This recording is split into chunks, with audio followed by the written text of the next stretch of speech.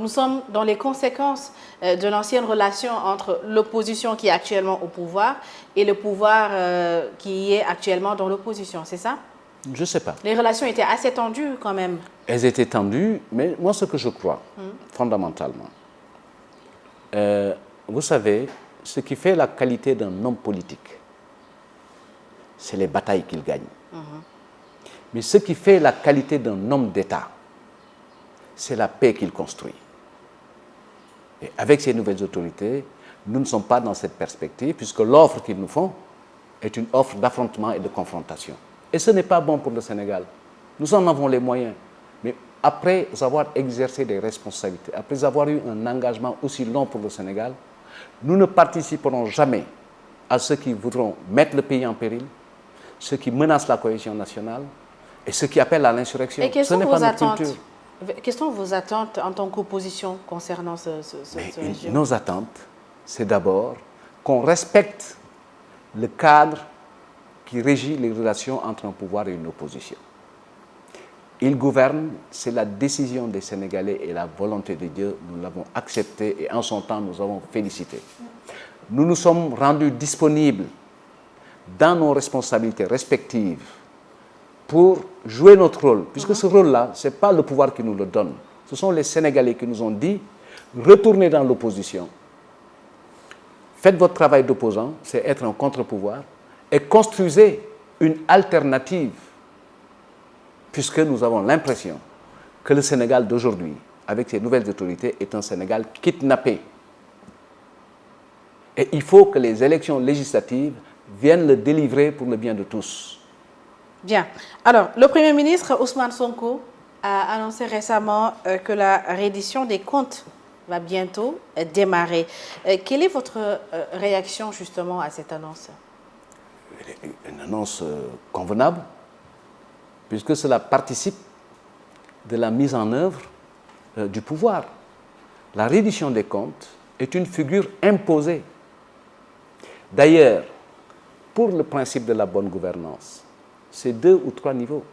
Le premier niveau, c'est à titre préventif, puisqu'il faut installer justement dans notre pays cette culture de la redevabilité et de la bonne gouvernance. Et à ce titre, on a des structures qui s'en occupent. Première structure, ce sont les inspections internes des différents ministères. Deuxième niveau, c'est le contrôle financier. Troisième niveau, c'est l'inspection générale d'État. Et quatrième niveau, c'est la Cour des comptes.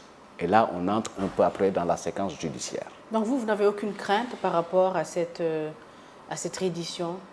Mais c'est un devoir. Parce que lorsqu'il y a eu des changements au niveau du Conseil supérieur de la magistrature, il y a eu un communiqué du secrétariat exécutif de l'ABER qui disait craindre une chasse aux sorcières. Oui, donc le principe, notre position, elle est claire. Oui pour la reddition des comptes, mais non à une chasse des sorcières.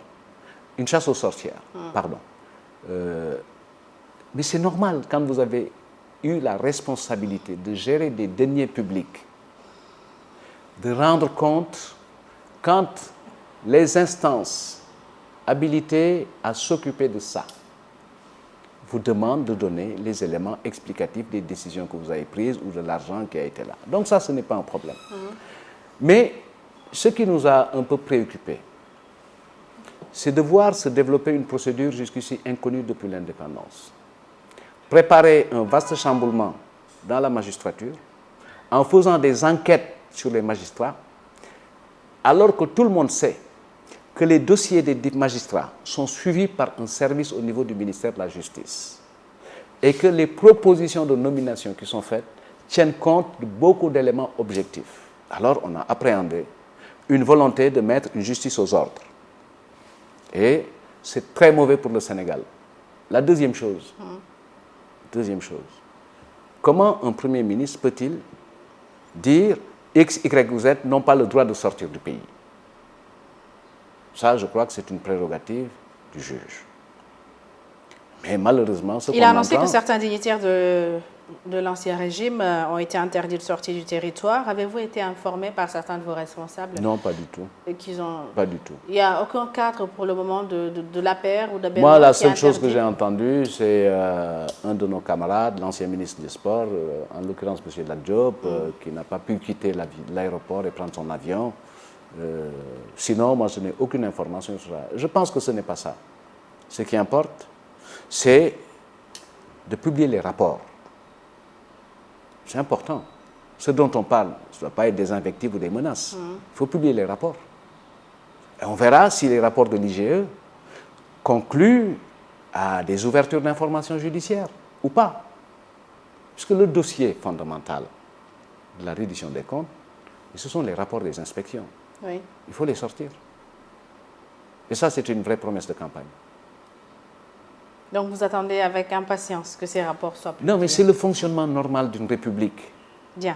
Ça ne devrait pas être exceptionnel, ça ne devrait pas être l'objet des conversations dans les grandes places ou essayer de mettre un peu la terreur sur les gens. Non, ce n'est pas ça.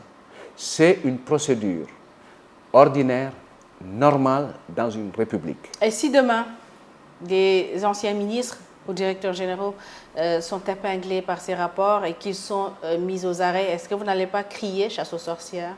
Non, je ne le pense pas si c'est objectivement documenté. Vous savez, la justice, pour ce que j'en sais dans notre pays, elle n'est pas là pour décider en fonction de ce que veut X, Y ou Z. On l'a toujours accusé de ça. Mais pour ce que je sais, un juge, il vous dit la chose suivante. Donnez-moi les faits et j'applique la loi. Donc c'est ça le principe. Et jusqu'à plus ample informé, Oui. je pense que c'est ça l'éthique de responsabilité chez nos magistrats. Bien. Alors, Seydou Gueye, jeudi 30 août dernier, la coalition Benno Bokk Yakaar a présenté un ouvrage